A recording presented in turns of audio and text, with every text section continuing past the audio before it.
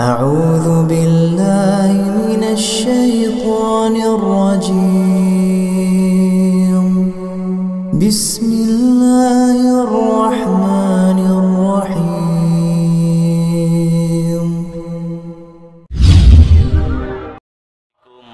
warahmatullahi wabarakatuh. Innal hamdalillah nahmaduhu wa nasta'inuhu wa nastaghfiruh wa na'udzu billahi min shururi anfusina min sayyiati a'malina. May yahdihillahu fala mudilla lahu may yudlilhu fala hadiya lahu. Ashhadu an la ilaha illallah wahdahu la syarika lahu wa ashhadu anna Muhammadan abduhu wa rasuluhu la nabiyya ba'dah. Allahumma salli wa sallim wa barik ala Muhammad wa ala alihi wa sahbihi wa man tabi'ahum bi ihsanin ila yaumiddin. Qala Allah ta'ala fil Qur'anil Karim, ya ayyuhalladzina amanu taqullaha haqqa tuqatih wa la tamutunna illa wa antum muslimun. Ya ayyuhan nasu taqu rabbakumul ladzi khalaqakum min nafsin wahidah wa khalaqa minha zawjaha wa batha minhuma rijalan katsiran wa nisaa. Fattaqullaha alladzi tasaaluna bihi wal arham innallaha kana 'alaikum raqiba. Ya ayyuhalladzina amanu taqullaha wa qulu qawlan sadida yuslih lakum a'malakum wa yaghfir lakum dhunubakum wa may yuti'illaha wa rasulahu faqad faza fawzan 'azima. Allahumma arhamna bil Qur'an fa inna asdaqal hadithi kitabullah wa khairul hadi hadi Muhammadin sallallahu alaihi wasallam wa syarrul umuri muhdatsatuha wa kullu muhdatsatin bid'ah wa kullu bid'atin dhalalah wa kullu dhalalatin finnar. Ma'asyiral muslimin rahimakumullah. Alhamdulillah kita diberikan kemuliaan oleh Allah tabaraka wa taala untuk kembali bermajlis di Masjid Mujahidin ini dalam rangka membahas tentang materi sirah nabawiyah yang merujuk kepada kitab Minhajul Haraqi li Siratin Nabawiyah yang ditulis oleh Syekh Dr. Munir Muhammad Al-Ghadban rahimahullah. Dan pada pertemuan hari ini kita akan membahas tentang materi yang menggambarkan karakteristik yang keenam dari periode yang kedua, yakni jahriyatud dakwah wa siryatud tandim, dakwah secara terang-terangan dan keorganisasian secara rahasia. Maka karakteristik yang keenam ini disebutkan oleh Syekh Munir Muhammad Al-Ghadban rahimahullah, bagaimana Al-Quran dikatakan sebagai masdarut talaqi, sebagai sumber penerimaan, sebagai satu-satunya rujukan, satu-satunya literasi, satu-satunya maroji yang ketika itu harus menjadi sumber utama di dalam semua bentuk penyampaian tabligh kepada kaum muslimin, kepada orang-orang kafir dan ke seluruh umat manusia ini. Jadi inilah yang menjadikan landasan awal pada saat Rasulullah Muhammad SAW diutus oleh Allah Tabaraka wa Ta'ala untuk menyampaikan Al-Quranul Karim, untuk menyampaikan kumpulan firman Allah Tabaraka wa Ta'ala yang diturunkan secara bertahap kepada beliau untuk menjadi bahan dari dakwah yang diserukan kepada umat ini. Jadi tidak boleh ketika pada masa awal pembinaan, pada saat kaum muslimin belum menemukan kekuatan iman, pada saat iman mereka masih melemah, maka disinilah kemudian rambu-rambu dakwah itu diberikan oleh Rasulullah Muhammad SAW dengan merujuk semuanya sesuai dengan aturan yang diturunkan oleh Allah Tabaraka wa Ta'ala. Ayolah ikhwatal iman, a'azzakumullah. Bila kita mundur ke belakang, bagaimana ketika Nabi Shallallahu Alaihi Wasallam berusaha untuk menanamkan tentang rambu-rambu dakwah itu sendiri, ketika semuanya merujuk apa yang diinginkan oleh Allah Azza wa Jalla. Pada saat Nabi Shallallahu Alaihi Wasallam menegaskan kepada kaumnya tentang pentingnya beriman kepada Allah Tabaraka wa Taala, kemudian pentingnya beriman kepada Rasulullah Muhammad Shallallahu Alaihi Wasallam untuk memberikan pengakuan atas kerasulan atau kenabian yang diemban oleh Nabi Muhammad Shallallahu Alaihi Wasallam. Kemudian juga bagaimana membangun kepercayaan iman kepada hari akhir, yang ini adalah perkara yang gaib, perkara yang ketika itu tidak banyak diyakini oleh orang-orang kafir Quraisy, maka menjadi sebuah awal membangun kepercayaan kepada perkara yang gaib, diantaranya iman kepada hari akhir adalah hal yang ditanamkan oleh Rasulullah Muhammad Sallallahu Alaihi Wasallam.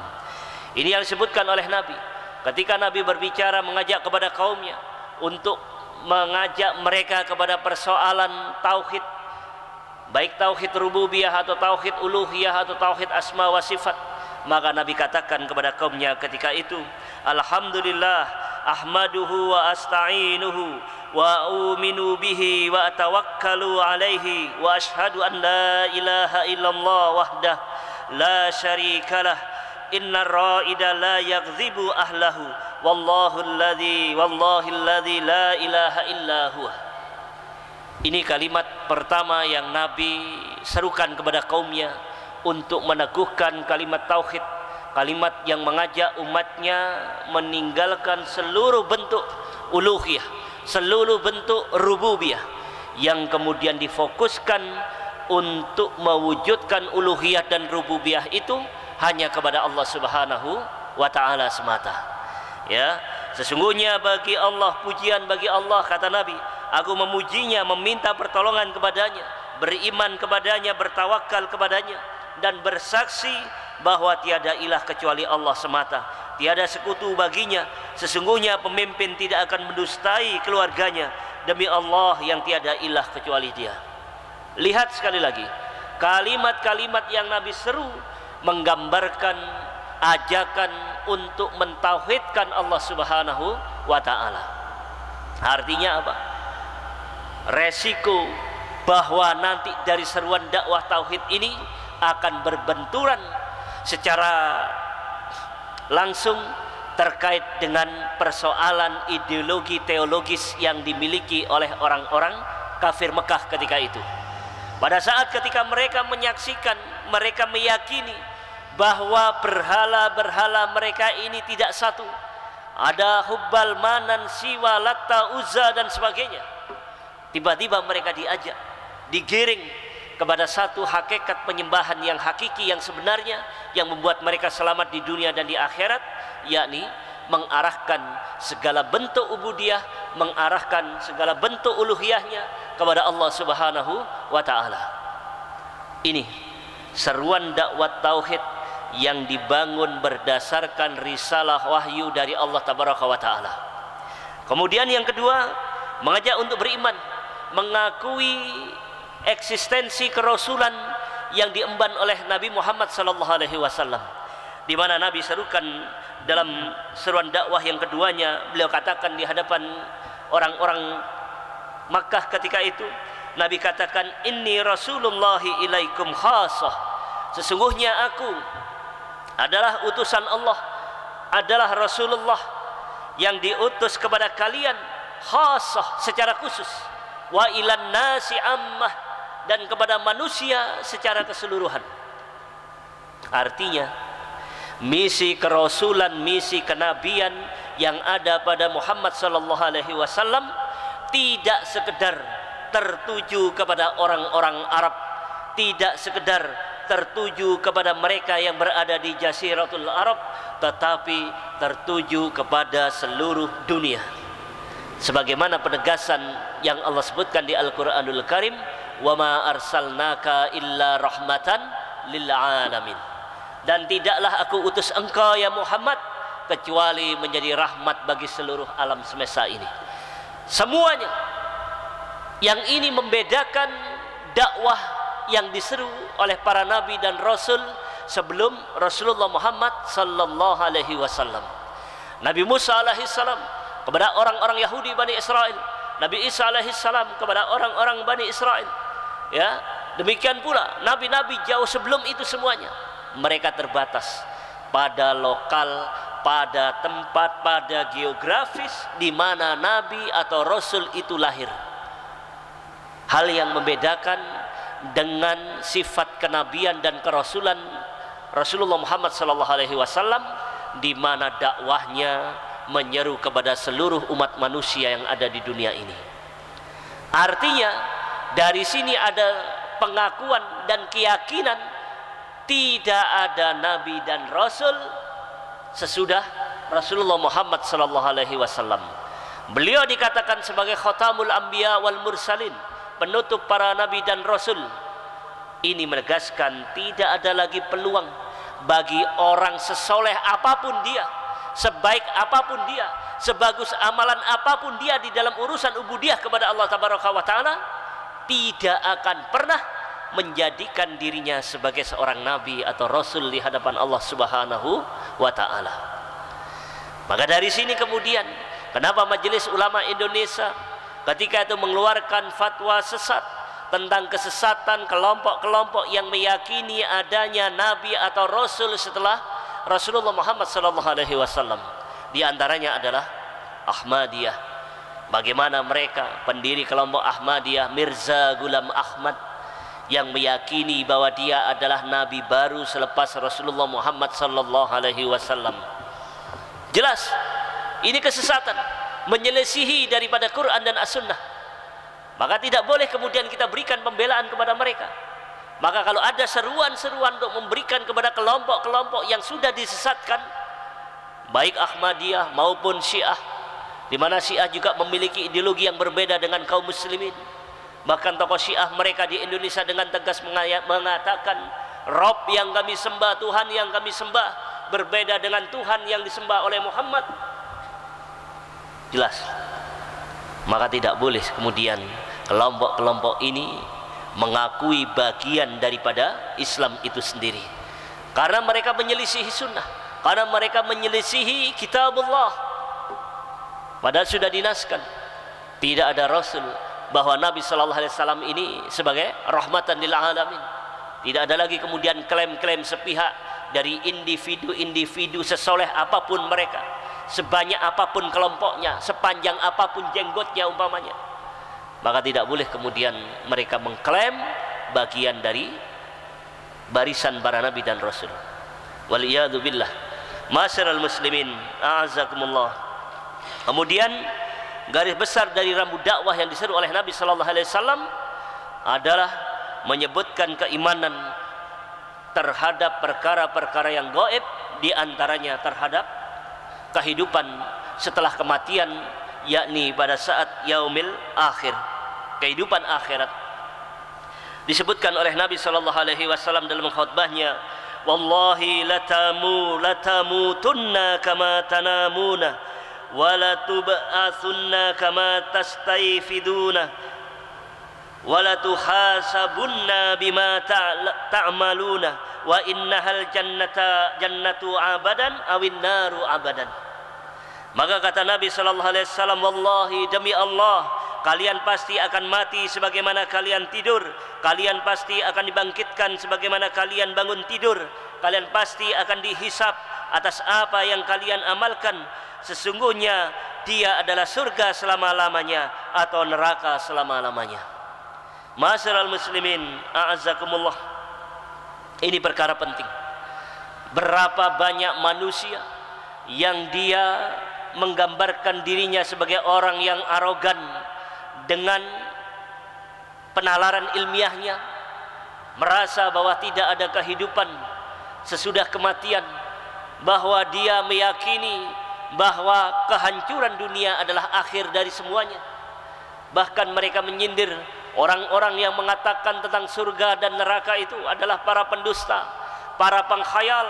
Bagaimana mereka bisa mengatakan hal itu, menceritakan hal itu, padahal mereka sendiri tidak pernah sampai ke sana.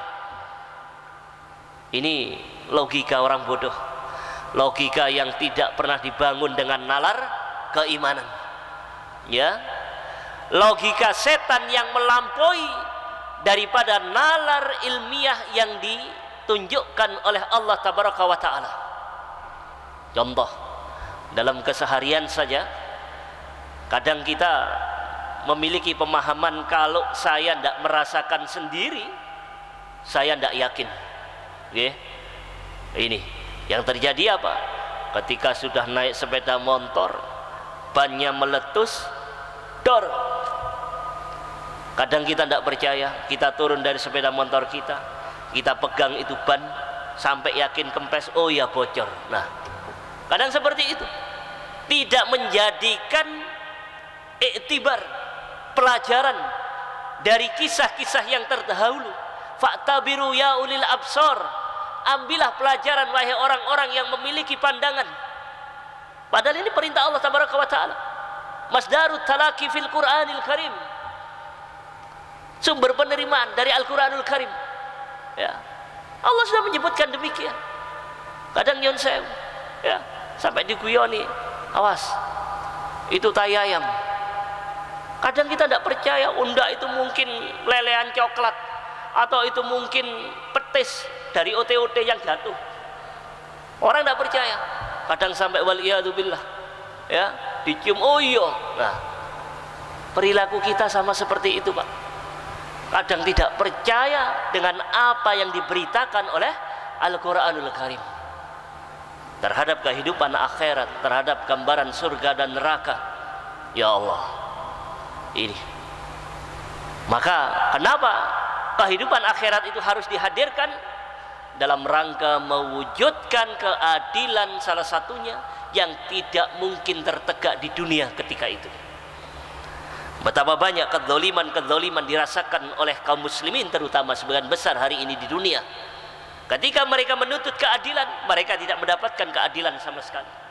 Keberpihakan keadilan itu ada pada penguasa, pada mereka yang memegang palu hukum. Maka di sini Allah tabaraka wa ta'ala menjanjikan keadilan akan ditegakkan dengan setegak-tegaknya, dengan seadil-adilnya, dan ketika itu tidak ada lagi yang disembunyikan dalam pandangan Allah subhanahu wa ta'ala. Jadi ma'asyiral muslimin rahimakumullah, hal inilah yang kemudian membuat dakwah itu menjadi sesuatu yang baru dalam pandangan orang-orang kafir. Dakwah itu akhirnya mendapatkan halangan dan rintangan. Kenapa demikian? Karena pembinaan kepada Jail Rabbani, generasi Rabbani yang dilakukan oleh Rasulullah sallallahu alaihi wasallam terhadap para sahabat ridwanullah alaihim, dilakukan karena mereka betul-betul fokus mengajarkan, memberikan tarbiyah, memberikan proses pendidikan kepada para sahabat ketika itu dengan menjadikan Al-Quran sebagai satu-satunya literasi pembinaan, sebagai sumber rujukan, sebagai satu-satunya referensi yang tidak boleh digabungkan dengan pemahaman ideologi lain. Ya, dalam proses apa? Untuk melahirkan pembinaan yang murni, pembinaan yang dihasilkan atas pemahaman terhadap wacana-wacana yang dibangun oleh Al-Quranul Karim. Ya, jadi supaya apa? Originalitas dakwah itu betul-betul nampak di awal mula, bahwa ini dakwah yang tidak boleh ditunggangi dengan kepentingan ideologi lainnya, tidak boleh dikebiri karena demi menyenangkan kelompok-kelompok lainnya. Tidak boleh kemudian dia menjadi bahan tumpangan bagi hidden agenda kepentingan kelompok politik tertentu. Sekali lagi, as-soliyatud dakwah, ya, wajah dakwah yang murni yang ditampilkan oleh Rasulullah Muhammad sallallahu alaihi wasallam. Ya. Ketika itu dikatakan oleh Syekh Munir Muhammad Al-Ghadban dalam catatannya ini, bagaimana kehati-hatian Nabi sallallahu alaihi wasallam di dalam membangun generasi yang baru, generasi yang akan menjadi titik tolak penyebaran Islam di awal mula ini. Maka dikatakan oleh Syekh Mudin Muhammad Al-Ghadban, pada beliau dia ini sang kiadah dan murabbi, yakni Rasulullah Muhammad sallallahu alaihi wasallam, selalu berusaha menjaga kesatuan dan keunikan sumber penerimaan atau masdarut talaki, yakni Al-Qur'anul Karim. Sebelumnya generasi ini adalah ummi, tidak mengenal bacaan dan tulisan. Generasi ini tidak pernah menerima ilmu-ilmu sekuler atau sakofah basyariah yang mencampur adukkan antara perkara yang hak dan perkara yang batil. Ia jauh dari kehidupan filsafat Yunani, dia jauh dari ilmu pengetahuan Romawi atau kumpulan hikmah-hikmah dari Persia. Generasi ini hidup bahagia dengan wahyu Allah Subhanahu wa taala semata, diterima langsung dari lisan Rasulullah Muhammad sallallahu alaihi wasallam. Lihat sekali lagi, Bapak Ibu ma'asyiral muslimin a'azakumullah, dijaga betul pada saat awal tarbiyah, awal pembinaan, takwinul ummah, proses yang mengajak terbentuknya umat ini. Maka Nabi tidak mencampur adukkan dengan pemahaman-pemahaman di luar Islam. Kesalahan besar kalau kemudian nilai-nilai dakwah Islam yang sangat universal ini, yang sudah mendapatkan legitimasi, mendapatkan keabsahan dari Allah Subhanahu wa taala, kemudian dimodifikasi, dicampur dengan bahasa-bahasa yang terkesan bijak, disesuaikan dengan kearifan lokal wisdom, atau bagaimana menciptakan Islam yang sesuai dengan karakter keaslian masyarakat kita. Hati-hati, ini adalah kalimat-kalimat subhat yang penuh dengan racun. Orang Islam itu jangan kaku. Orang Islam itu harus berkemajuan. Fikrahnya itu harus terbuka, wawasannya itu harus terbuka. Siap menerima dengan pemikiran-pemikiran lain yang seirama, yang sama-sama mengajak kepada kebaikan. Mereka teriakkan pluralisme, mensejajarkan agama yang memiliki kitab suci Al-Quranul Karim ini dengan agama-agama lainnya, dengan ideologi-ideologi lainnya. Padahal misi kerasulan yang Allah Tabaraka wa Ta'ala amanahkan kepada Rasulullah Muhammad sallallahu alaihi wasallam itu seperti yang ditegaskan di Quran surat As-Saff ayat 9. A'udzu billahi minasyaitonir rajim. Walladzi arsala rasulahu bil huda wa dinil haq. Dialah Allah yang mengutus rasulnya dengan petunjuk dan dinil haq, dengan agama yang hak, yakni Islam. Untuk apa Nabi diberikan bekal dakwah dengan agama yang benar dan petunjuk Allah Tabaraka wa taala? Liyudhhirahu 'ala dini kullih walau karihal musyrikun. Liyudhhirahu 'ala dini kullih, untuk dimenangkan di atas agama-agama lainnya, di atas ideologi-ideologi lainnya. Jadi jangan kemudian mensejajarkan Islam dengan nilai-nilai komunisme, jangan pernah mensejajarkan Islam dengan nilai-nilai liberalisme, dengan nilai-nilai demokrasi, dengan nilai-nilai filsafat, apapun nama ideologi itu. Maka kita tidak lagi membutuhkan ideologi-ideologi seperti itu. Hanya Islam satu-satunya yang menjadi sumber penerimaan atas logika kita. Jangan dicampur adukkan. Padahal Allah sudah menaskan liyudhhirahu 'ala dini kullih, untuk dimenangkan di atas agama-agama lain. Walau karihal musyrikun, meskipun orang-orang musyrik itu sangat membencinya, tidak menyukainya. Mafi muskilah, la basah. Jadi ma'asyiral muslimin a'azakumullah, kenapa kemudian kita mesti ragu? Kenapa kemudian kita mesti takut? Kenapa kita kemudian mesti minder dengan ideologi Islam yang kita miliki? Ideologi yang telah menunjukkan kesuksesannya, keberhasilannya di dalam membangun peradaban dunia ini. Tidak main-main Pak, Bu. 700 tahun itu bukan waktu yang singkat. Islam mengatur peradaban dunia. Bagaimana 2/3 dunia ketika itu takluk dalam genggaman Islam. Mereka hidup dalam kewibawaan Al-Quran dan As-Sunnah, sehingga seluruh sendi-sendi kehidupan ketika itu tidak ada yang satu pun luput dari kehidupan yang Islami, kehidupan yang memang dikehendaki oleh Allah Tabaraka wa Ta'ala dan Rasulnya Sallallahu Alaihi Wasallam. Maka ma'asyiral muslimin rahimakumullah, marah ketika Umar bin Khattab radhiyallahu anhu membaca lembaran-lembaran Taurat, padahal baru membaca, belum mengadopsi pemikirannya, belum menukil pemikiran daripada ayat-ayat Taurat, tidak mengutip ayat-ayat Injil, baru membaca. Maka apa kata Nabi Sallallahu Alaihi Wasallam? Nabi mengatakan sambil marah Nabi berkata kepada Umar, ya lau kanu Musa hayyan baina adkhurikum ma khallalahu illa ayyattabi'ani.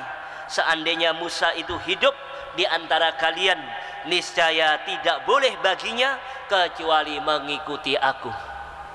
Ya. Ini hadis diriwayatkan oleh Abu Ya'la dari Hammad dari Sya'bi dari Jabir. Lihat sekali lagi, Nabi marah, padahal Umar baru membaca Taurat, tidak dijadikan rujukan dalam ceramah-ceramahnya atau tausiah-tausiahnya. Ya, lihat,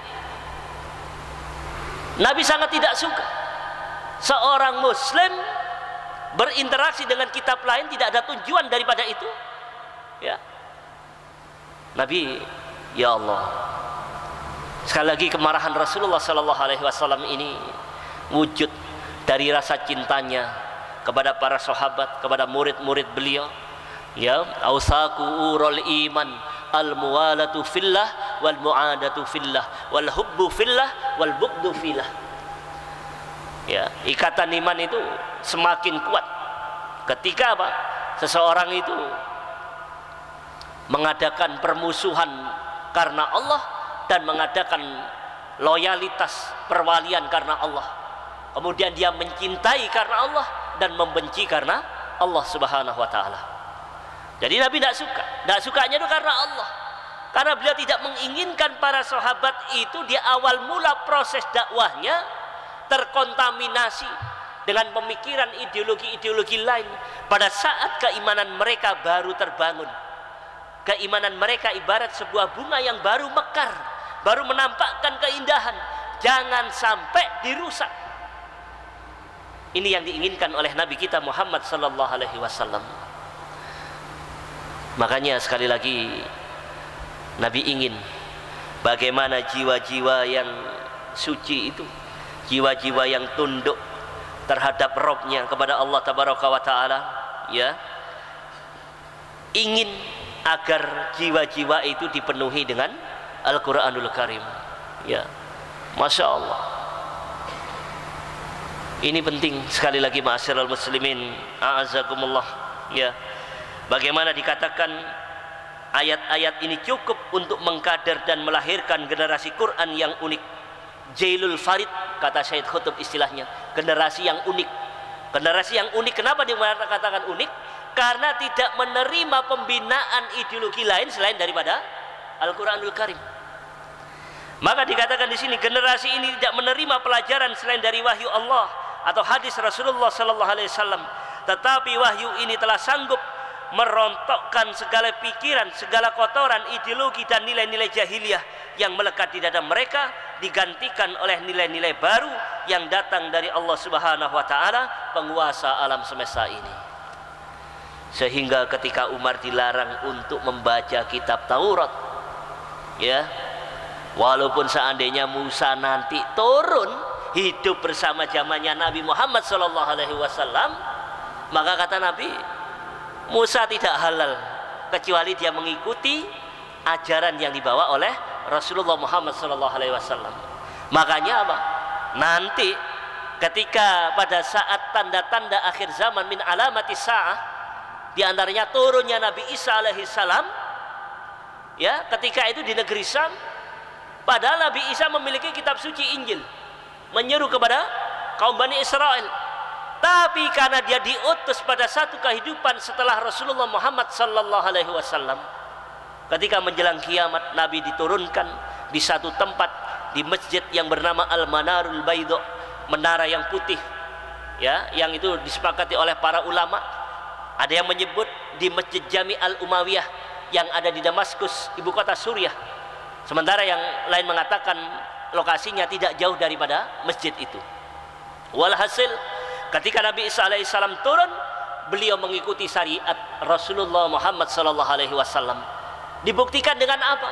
Beliau turun ikut berjamaah salat subuh bersama kaum muslimin yang sedang menjadi imam ketika itu adalah Imam Al-Mahdi, Muhammad bin Abdullah. Ini untuk menggambarkan betapa ajaran Rasulullah sallallahu alaihi wasallam ini rahmat bagi seluruh alam semesta. Ya. Makanya kemudian ma'asyiral muslimin azakumullah, ini yang ditunjukkan bagaimana proses pembinaan dakwah yang menghujamkan dirinya hanya mau bersentuhan dengan Al-Quranul Karim dan sunnah Rasulullah Muhammad SAW, dan mereka menjauhkan dari pemikiran-pemikiran kotor ideologi lainnya. Ini Pak, hari ini kita melihat bagaimana para kaum muslimin merasa malu, merasa minder, merasa tidak percaya diri dengan ideologi Islam yang dibawanya. Apalagi kemudian para musuh sepakat, oh ini kelompok Islam radikal, kelompok Islam fundamentalis, ya, yang membawa misi untuk menegakkan Islam itu sendiri, ya. Padahal yang tidaklah kita tegakkan itu kecuali Islam yang dulu pernah ditegakkan oleh Rasulullah Muhammad SAW. Ini Islam yang selamat, Islam yang berkemajuan. Itu apa sih? Tidak usah bingung untuk mencari takrif, mencari definisi tentang Islam yang berkemajuan itu. Islam yang berkemajuan itu ya Islam yang pernah diwujudkan oleh Rasulullah Muhammad SAW. Dalam bahasa tegas yang dikatakan oleh Imam Malik rahimahullah, beliau katakan la yasluhu amri hadhil ummah illa bima saluha bihi awaluha. Tidak akan pernah baik urusan umat ini sampai dia mengembalikan kepada apa yang dulu pernah membuat mereka baik di generasi awal mulanya. Yani apa? Ya mengembalikan kepada pemahaman ideologi yang pernah dulu difahami oleh Rasulullah Muhammad SAW dan para sahabat ridwanullah alaihim. Ini sudah jaminan kemenangan.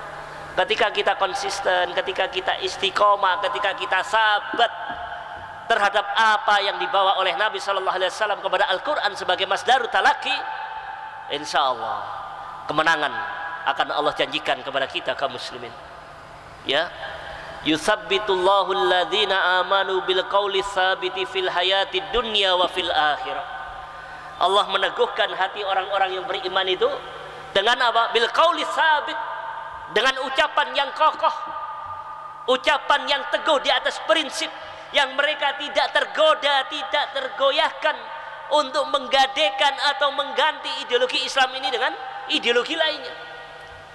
Jauh dari pemikiran mereka, karena hawa nafsunya, logikanya, penalaran ilmiahnya sudah terbeli dan terjual untuk Al-Quranul Karim dan sunnah Nabi SAW. La yu'minu ahadukum hatta hawahu taba'an lima ji'tu bihi, kata Nabi. Tidak akan pernah tidak beriman salah seorang di antara kalian sampai hawa nafsunya itu tunduk terhadap apa yang aku bawa. Ini Pak, Bu, ya, sesuatu yang sekali lagi harus menyadarkan kita. Keislaman yang hanya menyandarkan hukum dari segala sumber hukum penerimaan itu hanya kepada Al-Quranul Karim dan sunnah Rasulullah Muhammad SAW. Ya, ini yang membuat generasi itu memiliki izzah, memiliki kemenangan, karena mereka percaya diri dengan ideologi yang Allah Tabaraka wa Ta'ala turunkan. Jadi mereka tidak memiliki kepentingan, tidak tergoda dengan isu-isu orang-orang liberal untuk merekonstruksi syariah, ya, membangun, mendaur ulang nilai-nilai syariat yang mereka anggap ketinggalan zaman, yang mereka anggap ini tinggalannya bahasa buruk orang-orang PKI itu, kadal gurun. Waliyadu billah, ya. Kalau mereka bangga dengan ideologi mereka, mana ideologi mereka yang pernah menang di atas muka bumi ini? Berapa lama kekuasaan mereka pernah berkuasa di muka bumi ini? Ya. Kalau kita mau bicara tentang persoalan yang lebih subjektif lagi, maka sekali lagi, ma'asyiral muslimin a'azakumullah, perhatikan ucapan Umar. Oke. Jadi setelah Umar dilarang memegang Taurat, membaca Taurat, subhanallah, pada beberapa kehidupan sekian tahun selanjutnya, pada ketika Umar memenuhi undangan salah satu panglima perang pasukan salib, ya, pasukan dari negeri Syam Nasrani itu, orang-orang Romawi, saat mereka mau menyerahkan kunci Baitul Maqdis sebagai wujud bahwa mereka kalah, tapi mereka ingin menyerahkan kunci itu langsung kepada Amirul Mukminin yang ketika itu dijabat oleh Khalifah Umar bin Khattab radhiyallahu anhu. Maka Umar memenuhi undangan untuk penerimaan penyerahan kunci Baitul Maqdis itu. Maka pada saat Umar mau menyeberang sungai, dia jalan dengan seorang pengawalnya, ya, kalau tidak salah ketika itu melihat dari jauh seorang sahabat Mu'adz bin Jabal. Umar turun mau nyebrang sungai, sepatunya dilepas. Kemudian, Tuan, ya Amirul Mukminin, kata Mu'adz bin Jabal, bahasa kita, ojo ngisin-ngisini jenengan itu. Jenengan itu seorang Amirul Mukminin, khalifahnya kaum muslimin, masa sepatunya dilepas nyebrang sungai dan sebagainya. Apa kata Umar bin Khattab radhiyallahu anhu terhadap ucapan seorang sahabat yang mulia Mu'adz bin Jabal radhiyallahu anhu ini, yang menganggap bahwa kemuliaan itu adalah menjaga izzah, kewibawaan di hadapan orang kafir, ya, dengan cara menjaga penampilan, di antaranya seperti itu, tidak boleh melepas sepatu dan sebagainya. Umar katakan kepada Mu'adz bin Jabal radhiyallahu anhu dengan satu kalimat yang kemudian dicatat oleh sejarah, nahnu qaumun a'azzanallahu bil Islam, famata ibtaghaina bi ghairil Islam adzalanallah. Kata Umar, nahnu qaumun a'azzanallah, kami adalah satu kaum yang Allah telah memuliakan kami dengan Islam. Famata ibtaghaina bi ghairil Islam adzalanallah, maka ketika kami mencari kemuliaan selain daripada Islam, adzalanallah, Allah akan menghinakan kita, Allah akan merendahkan kita. Ini jadi masalah muslimin azakumullah, kebanggaan terhadap ideologi Islam yang berasaskan dengan Al-Quran dan As-Sunnah, menjadikan Quran sebagai satu-satunya sumber penerimaan dalam sebuah proses pembinaan dakwah itu sangat penting dilakukan. Ini menjadi poin penting bagi para pegiat-pegiat dakwah, para ustadz, para masyayikh, para mubalik, ya, hendaknya mereka bangga dengan apa yang sudah disuguhkan oleh Al-Quranul Karim dan sunnah Rasulullah Muhammad sallallahu alaihi wasallam.